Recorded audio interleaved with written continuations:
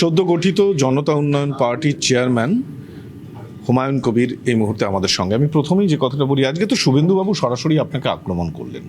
তিনি বললেন যে বিধানসভায় তৃণমূল কংগ্রেসের বিধায়ক হিসেবে আপনার যে আসনটি ছিল সেই আসনটিই রাখা হয়েছে। এর পেছনে মূল কারণ মমতা বন্দ্যোপাধ্যায় আপনাকে নামিয়েছেন মাঠে, যারা তৃণমূল বিরোধী মুসলিম সেই ভোটটা যাতে অন্য কোথাও না যায় আপনি যাতে কেটে দিতে পারেন, আর কাটাকাটির পর যদি পরে প্রয়োজন হয় মমতা বন্দ্যোপাধ্যায়ের দলে ফেরত আসতে পারেন, তাই বিধানসভায় সেই আসনটা ফাঁকা রয়েছে, এক জায়গায় রয়েছে। শুভেন্দুবাবু একজন আজকের দিনে বাংলার রাজনীতিতে একজন ইম্পর্টেন্ট চেয়ার হোল্ড করে আছে, LOP, leader of the opposition. ওনার জানা থাকা উচিত যে কোনো ব্যক্তির সিট যদি চেঞ্জ করতে হয় বা যদি তার সিটের কোনো পরিবর্তন করতে হয় সেটা স্পিকারের পূর্ণ স্বাধীনতা রয়েছে। আমাকে 4 ডিসেম্বর দল সাসপেন্ড করেছে। আমি 209 নম্বর চেয়ারে, শুরুতে ছিলাম অন্য জায়গায় 21-এ, তারপরে যখন একবার মন্ত্রিসভার সম্প্রসারণ হলো তখন যে মন্ত্রীরা যে দিকে বসে সেইখানেই আমার পিছনের দিকে ছিল দুলাল দাস, মহেশপুরের এমএলএ, আর আমার একই জায়গায় ছিলাম। ঠিক আছে, তো সেই জায়গাটাতে আইপিএস হুমায়ুন কবির চলে গেছে, আর আমাকে এখানে যেখানে 209 আমার ডান দিকে বসে কেতুগ্রামের বিধায়ক, আর একজন বাম দিকে কি হালদার আমাদের দক্ষিণ 24 পরগনার জেলা সভাপতিও আছেন, তারপরে শওকত মোল্লা। তো আজকেও হাসি ঠাট্টা করেছে, শওকত আমাকে বলেছে আগামী দিনের মুখ্যমন্ত্রী। তা বললাম, ভাই আমি যদি হই তাহলে তোমাকে পুলিশ মন্ত্রী করে দেবো, চিন্তা নয় তোমার। হ্যাঁ, তো এরকম হয়েছে। হো হো করে হাসছিল শিউলি সাহা, চন্দ্রিমা ভট্টাচার্য।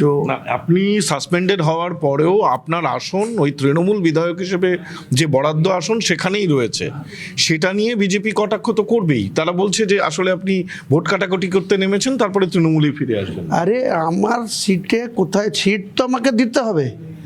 যদি ওটা পরিবর্তন করে ওনাদের সঙ্গে দিয়ে দেয়, অপোজিশনের দিকে দিয়ে দেয়, তো সেটা কি আমি বিজেপি হয়ে যাব? তো স্পিকার সাহেবের ব্যাপার এটা। স্পিকার সাহেব এ তো 4-5 দিন হাউস চলবে, দিয়ে 17তম বিধানসভা শেষ, তারপর ইলেকশনের দাম বেজে যাবে। তাহলে এর জন্যই 4-5 দিনের জন্য কোনো সিট চেঞ্জ করবে না, পরিবর্তন করবে না, ট্রেজারি বেঞ্চ থেকে সরিয়ে অপোজিশন ব্রাঞ্চে দিবে, সেটা তো স্পিকার সাহেবের স্বাধীনতা। কিন্তু এতদিন ধরে আপনার বিরুদ্ধে যে একটা প্রচলিত যে চর্চা চলছিল যে আপনি বিজেপির মদতে তৃণমূলের ভোট কাটাকাটি করতে এসেছেন, যে সংখ্যালঘু ভোট ব্যাংকের সমর্থন তৃণমূল কংগ্রেস প্রায় 90% পায়, সেটা আপনি কাটাকাটি করতে এসেছেন। এখন বিজেপি আপনার বিরুদ্ধে অভিযোগ করছে যে আপনাকে আসলে এই নির্বাচনী ময়দানে নামিয়েছে তৃণমূল, যাতে তৃণমূলের বিরুদ্ধে চলে যাওয়া মুসলিম ভোট কংগ্রেস বা অন্য কোথাও না যায়। দেখুন, সমস্যা দুজনদেরকেই নিয়ে। একদিকে আমি যাব কোথায়?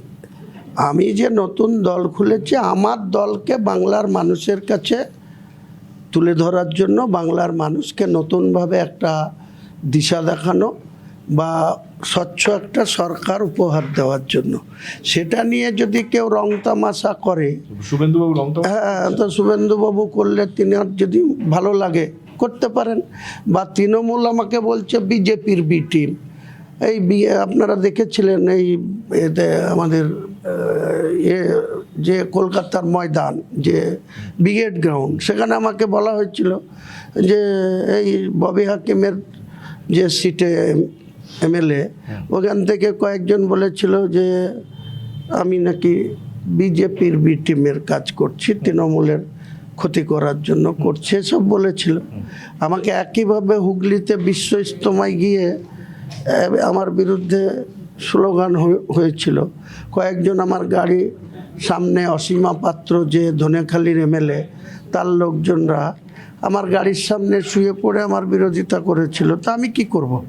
কে কি করছে, কে কি বলছে, ওটা আমার দেখার দরকার না। আমি কিন্তু দলটা খুলেছি তৃণমূলকেও ক্ষমতাচ্যুত করার জন্য আর বিজেপিকেও গদিতে বসতে না দেওয়ার জন্য। কাজে দুইজনাদের এখন ছটপটানি লেগে গেছে, জ্বলন ধরে গেছে। মমতা বন্দ্যোপাধ্যায়ও জ্বলছে, আবার শুভেন্দুবাবুও জ্বলছে। তা আমি কি করব? তো ওনাদের জ্বলতে দিন। এখন ওনারা ভেবেছিল যে হয়তো অন্যভাবে হুমায়ুন কবির কিছু ভোট কেটে দিবে। গত 2021-এর ভোটে 1% ভোটে তৃণমূল কিন্তু 65টা সিট জিতেছিল 1%-এর মার্জিনে। তো সেই 65টা যদি উল্টো দিকে যেত তাহলে কিন্তু 150-তে নেমে আসতো 215 থেকে। ক্যামেরায় দীপঙ্কর দাশগুপ্তর সঙ্গে সৌরভ গুহ, TV9 বাংলা, কলকাতা।